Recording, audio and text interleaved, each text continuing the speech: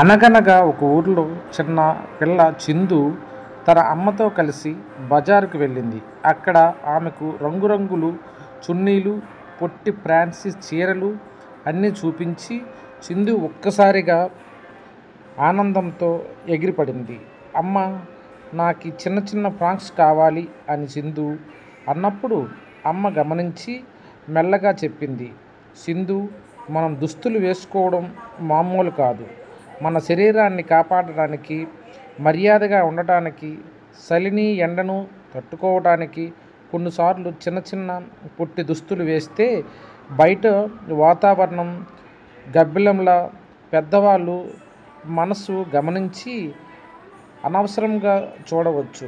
అందుకే మన వయసుకు, మన వాతావరణానికి తగ్గట్టు దుస్తులు వేసుకోవాలి.